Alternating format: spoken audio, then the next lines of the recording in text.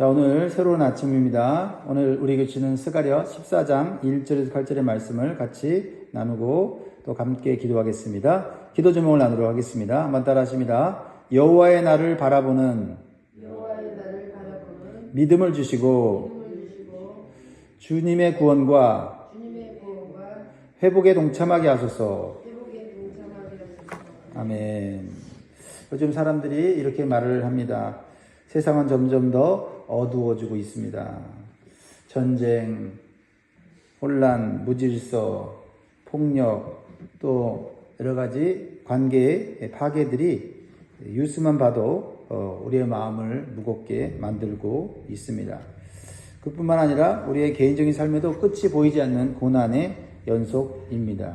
경제적인 문제, 가족의 아픔, 혹은 또 믿는 자라 할지라도 내면이 흔들리는, 평안이 깨지는 그러한 내면의 싸움까지 일어납니다. 그래서 이 세상은 마치 끝나지 않는 밤과 같은 연속되는 고난의 어두운 터널 같이 느껴집니다. 그런데 성경은 분명히 말합니다. 여호와의 날이 이르리라. 여호와의 날이 이르리라. 이 말은 곧 끝이 있다는 겁니다. 세상의 역사에도 끝이 있고요. 고난에도 끝이 있고요. 그리고 환난에도 끝이 있다라는 것입니다. 또한 믿는 성도의 눈물에도 하나님의 끝이 있다. 마침표가 있다라는 거예요. 그러니까 우리가 고난이 더욱 많아지고 죄악이 더욱 많아진 세상을 바라보면서 어둡다, 소망이 없다, 그러한 것이 저절로 나오는 이 세상 속에서 우리는 분명히 외쳐야 될 말씀이 뭐냐면, 약속이 뭐냐면 여호와의 날이 이른다라는 거예요. 마침내 하나님은 이 세상을 심판하시고 구원하시고 회복시키시는 날이 반드시 온다라는 겁니다. 그래서 우리는 세상이 어두워질수록 우리는 세상이 아니라 하나님에게 더욱 소망을 두고 살아야 될 줄 믿습니다. 그러므로 오늘 말씀 우리에게 이렇게 묻는 거예요. 여호와의 날을 믿느냐? 그러면 어떤 자세로 살아가야 하느냐라고 질문하고 있는 것이죠. 자, 오늘 메시지는 여호와의 날이 어떤 날인가? 이것을 우리가 마음에 새기면 좋겠습니다. 첫 번째, 여호와의 날은 심판의 날이지만 남은 자가 구원을 얻는다라는 것입니다. 여호와의 날은 심판의 날이지만 남은 자가 구원을 얻는다. 1절, 2절을 보면서 그 배경을 살펴보겠습니다.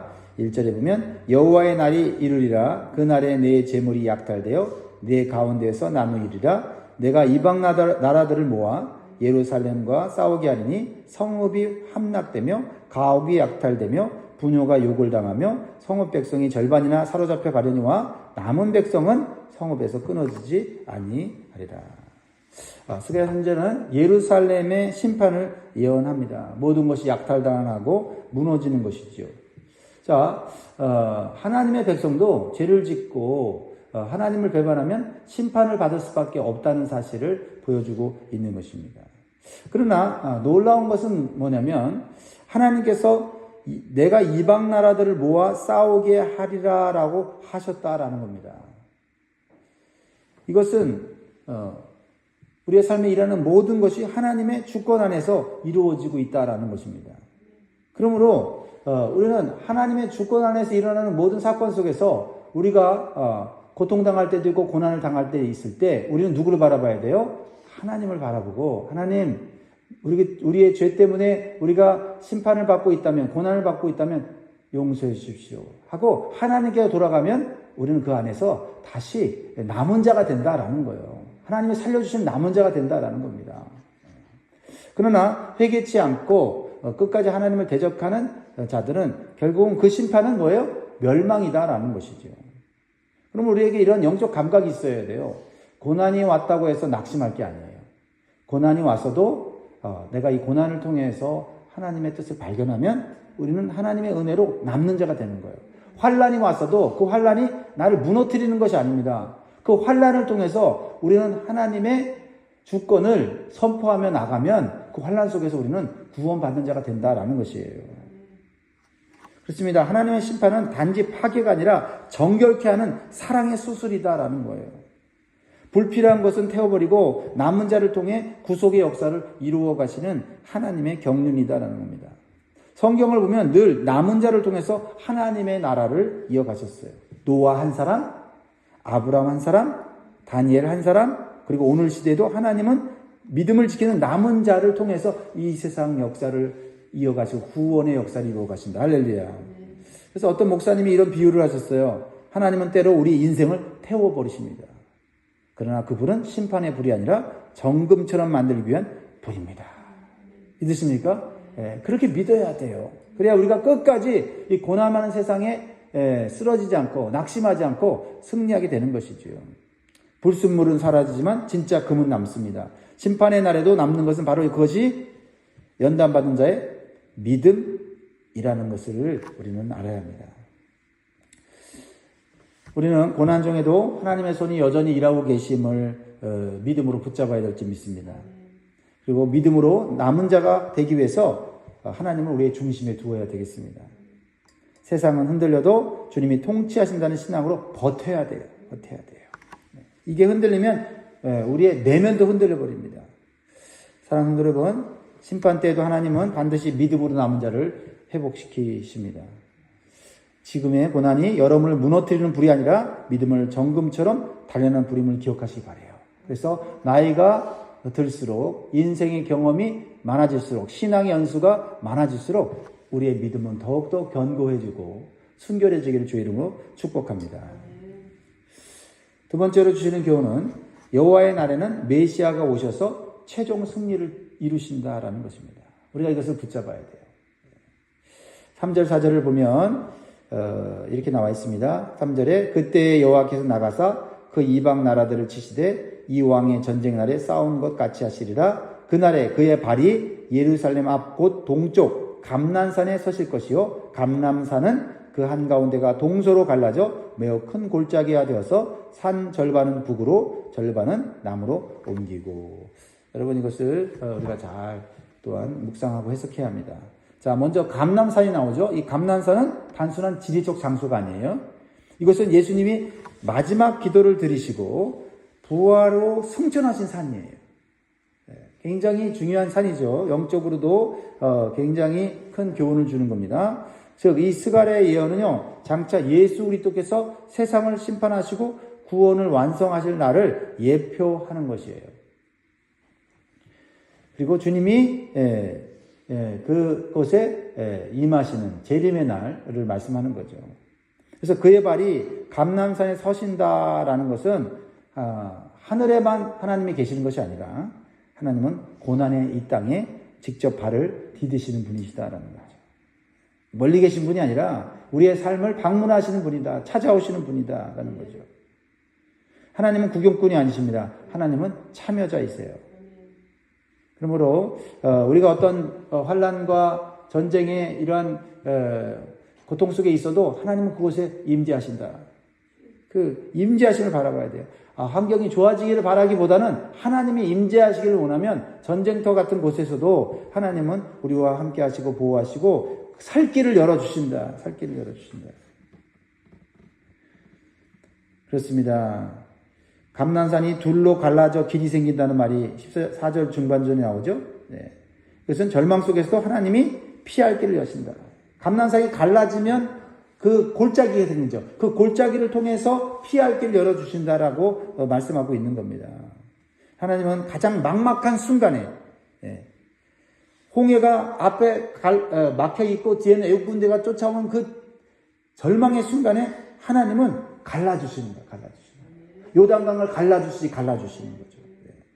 그러니까 우리가 절망의 순간에 우리가 감람산에 임하시는 하나님 예수 그리스도를 바라보면 우리의 삶에 피할 골짜기를 열어주신다라고 약속하시는 거예요. 윌리엄 쿠퍼라고 하는 시인은 극심한 우울증으로 자살을 시도했습니다. 그러다가 우연히 성경책을 폈는데 성경책을 핀 그곳이 어디냐면 시편 34편 18절을 읽었어요. 여호와는 마음이 상한 자에게 가까이 하시며. 이 말씀이 마음을 두드린 거죠. 죽으려고 하는 절망적인 상황 아닙니까? 희망이 없는 거 아닙니까? 근데 그 골짜기, 그 죽음의 골짜기에 하나님이 계시다는 걸 생각하니 하나님 바라보고 다시 일어서게 됐다는 거예요. 그러니까 우리는 우리가 이 절망적인 상황 속에 들어가게 될 때가 있어요. 어쩌면 지금 절망적인 상황에 있는 분들도 계실 거예요. 골짜기예요. 근데 그 골짜기에 누가 임하신다고요? 하나님이 하시고 예수님이 임하신다라고 믿으면 우리는 골짜기를 바라보는 것이 아니라 그곳에 임하신 하나님을 바라보고 일어설 수 있다라는 겁니다. 그래서 그 5절 말씀이 그런 말씀이에요. 5절 말씀만 같이 있습니다. 시작. 그 산 골짜기는 아셀까지 이를지라 너희가 그 산 골짜기로 도망한 가되 유다 왕 우시야 때에 지진을 피하여 도망하던 것 같이 하리라. 나의 하나님 여호와께서 임하실 것이요 모든 거룩한 자들이 주와 함께 하리라. 실제적인 역사적인 사건을 통해서 하나님이 말씀하세요. 우시야 왕 때에 지진이 일어났대요. 그 지진이 일어나서 갈라지면 다 죽는 거 아닙니까? 근데 그 지진이 일어나는 때도 하나님 어떻게 해요? 피할 길을 열어주시니 하나님의 백성은 살더라. 그러니까 죽고 사는 건 누구한테 있어요? 하나님께 있고 우리가 하나님 안에 피하면 우리는 살 수 있습니다. 믿습니다. 아멘. 사랑하는 여러분, 우리 주님은 인생의 전쟁터와 같은 이러한 고통과 슬픔과 절망의 한가운데 임하십니다. 그러므로 오늘도 여러분의 삶의 현장에 주님이 오심을 믿고 그 주님을 바라볼 수 있는 믿음이 있기를 주의 이름으로 축원드립니다. 세 번째로는요, 여호와의 날이 오면 모든 어둠이 사라지고 참된 빛이 비친다라는 것입니다. 어둠이 사라진 곳에 참된 빛이 임한다라는 겁니다. 자, 6절 7절 같이 읽을까요? 시작. 그날에는 빛이 없겠고 분명한 것들이 떠날 것이라. 여호와께서 아시는 한날이 있으니 낮도 아니요 밤도 아니라 어두워갈 때에 빛이 있으리라. 자, 이것은요 여러분 이 세상에 빛이 사라진다, 완전히 사라진다 라고 예언하는 말씀이에요. 지금 우리가 태양빛으로 살고 달빛으로 살고 별빛으로 삽니다. 그리고 세상 사람들이 만들어 놓은 빛이 얼마나 강렬합니까? 요즘 LED 라이트로 많은 사람들이 밝게 살고 있지 않습니까? 옛날에는 호롱불로 사는데 지금 그 어느 시대보다도 더 빛나는 화려한 그런 삶을 살고 있어요. 그런데 사람들의 마음은 뭐예요? 어둡다. 세상은 어둡다. 참 역설적이잖아요. 그 어느 시대보다도 밤낮이 없이 밝은, 심지어는 우리가 갖고 있는 스마트폰 그거 버튼 누르면 밝은 빛을 비추지 않습니까? 그런데 뭐예요? 사람들이 세상이 어둡다라고 지금 얘기하고 살고 있지 않습니까? 뭐예요? 진짜 빛은 눈에 보이지 않는다라는 거죠. 그 빛을 발견하지 않고 그냥 세상의 빛을 의지하고 살고 있다는 거죠. 그런데 그 빛도 인간이 의지하는 빛, 또 하나님이 만드신 이 첫 번째 창조의 빛, 태양과 별과 달도 언젠가 빛을 잃어버리는 완전히 어둠, 그 어둠 속에 들어가는 날이 온다라는 겁니다. 근데 그때에도 꺼지지 않고 사라지지 않는 빛이 있는데 그것이 하나님의 빛이다. 하나님의 빛. 그 하나님의 빛을 발견하는 자는 그 어둠 속에서 살게 된다는 거예요. 그 빛이 우리에게 이미 임했죠. 그 빛이 뭔지를 우리를 예수님을 통하여 우리 가르쳐 주지 않습니까? 그래서 요한복음 1장 9절에 보면 참빛 곧 세상에 와서 각 사람에게 비추는 빛이 있었나니. 예수님께서 이 땅에 비춰주신 빛은 뭐냐면 부활의 빛이에요. 죽음으로 끝이 나는 절망적인 인생에 죽음이 끝이 아니라는 것을 보여주신 빛이 바로 예수 그리스도의 부활의 빛입니다. 이 빛은 부활의 복음이에요. 이 부활의 복음을 믿는 자들은 여전히 오늘날도 우리는 그 빛 가운데 사는 겁니다. 비록 세상은 점점 어두워질 거예요. 그러나 이 예수 그리스도의 빛, 복음의 빛, 이 빛을 붙잡고 사는 자는 세상이 완전히 어두워진 그날에도 이 빛으로 우리는 승리하게 된다는 말이에요. 여러분, 예수 그리스도의 빛이 참된 빛임을 믿고 오늘도 세상의 빛을 따라가지 마시기 바랍니다. 그렇습니다. 이 빛은, 예수님이 가져오신 빛은 하나님 나라의 빛이에요. 영원한 하나님 나라에는 빛이 꺼지지 않습니다. 그렇죠? 요한계시록에 나와 있죠? 이 빛은 하나님 스스로가 빛이기 때문에 천국에는 태양이 필요 없어요. 등불이 필요 없다고 그랬죠? 그래서 요한계시록 21장 23절 24절에 보면 그 성은 하늘에 있는 예루살렘 성이죠. 그 성은 해나 달의 비침이 쓸데없으니 이는 하나님의 영광이 비치고 어린 양이 그 등불이 되십니다. 만국의 그 빛 가운데로 다니고 땅의 왕들이 자기 영광을 가지고 그리로 들어가리라. 여러분, 이 세상에는 결국 모든 빛이 사라지게 될 것입니다. 그러나 영원히 꺼지지 않는 등불, 영원히 우리의 삶을 비추시고 우리의 길을 비추시는 그 하나님의 빛이 천국에 있어요. 우리가 그 천국에 들어가는 그 날을 바라보면서 우리가 세상 빛에 현혹돼서는 안 되고 오직 예수 그리스도의 빛, 하나님 나라의 빛을 바라보면서 오늘도 살아가시길 주의 이름으로 축복합니다. 마지막으로 우리에게 준 교훈은 여호와의 날은 생명의 강이 흘러 넘치는 회복의 날이다. 생명의 강이 흘러 넘치는 회복의 날. 자, 8절이 마지막이죠. 같이 한번 읽겠습니다. 시작. 그날에 생수가 예루살렘에서 솟아나서 절반은 동해로 절반은 서해로 흐를 것이라. 여름에도 겨울에도 그러하리라. 아멘. 자, 생수라는 말은 살아있는 물이라는 뜻이에요. 살아있는 물. 고여있는 물은 죽은 물이죠. 흐르는 물이 살아있는 물이에요. 그래서 여기 생수는 무엇을 의미합니까? 이 세상이 주는 물이 아니라 하나님이 주시는 물, 즉 성령을 의미하는 거죠. 우리가 이 세상 살다 보면 메마르고 목마르고 지치고 피곤하고 쓰러집니다. 그럴 때 우리가 세상이 주는 물을 먹어도 우리가 잠시 회복이 되지 않습니까? 그런데 그 물로는 우리가 영원히 살 수가 없어요. 하나님이 주시는 성령을 받아야 우리가 살 수 있다는 거죠. 성령이 주시는 물, 그 생수를 마셔야 된다. 근데 이 생수가요, 예루살렘에서 솟아나 동쪽과 서쪽으로 흐른다라고 말씀하고 있어요. 이것은 성령이 주는 생수는요, 예루살렘만 머무는 게 아니에요. 이것은 온 열방과 민족에게 주어지는 영원한 생수다, 끊임없는 생수다라는 거예요. 그러니까 이 복음이라고 하는 것은 이스라엘 유대인들에게만 주어진 것이 아니라 모든 민족을 위하여 주어진 것이다라는 거죠. 그러므로 이 성령의 은혜는 계절이 바뀌어도 계속해서 주어지는 거다라는 거죠. 세상은 변하면 망하는 사람이 있고 세상은 사라지는 것들이 낡아지는 것들이 있잖아요. 그러나 성령은 세상이 바뀌고 사람이 바뀌고 환경이 바뀌어도 성령의 은혜는 계속 흘러간다라는 겁니다. 그러니까 우리가 오늘 다시 한번 결심하면 되겠어요. 난 사람을 의지하지 않을 거야. 환경을 의지하지 않을 거야. 오직 성령님만 의지할 거야. 그러면 그 성령이 주시는 그 은혜를 받을 때 우리는 메마른 환경 속에서도 우리는 기쁨과 소망과 하나님의 그 영원한 천국을 바라보면서 살아갈 수 있는 줄 믿습니다. 사막에서 한 농부가 한 그루 나무를 심었습니다. 그러니까 사람들이 여기는 물도 없고 비도 내리지 않는 것인데 왜 이곳에 심었냐? 그러니까 이 사람이 이렇게 얘기했대요. 하늘에는 하나님이 보내주시는 비구름이 있다. 땅은 메말랐지만 하나님이 구름을 보내주시면 얼마든지 이곳에서도 나무가 자랄 수 있다는 겁니다. 그래요.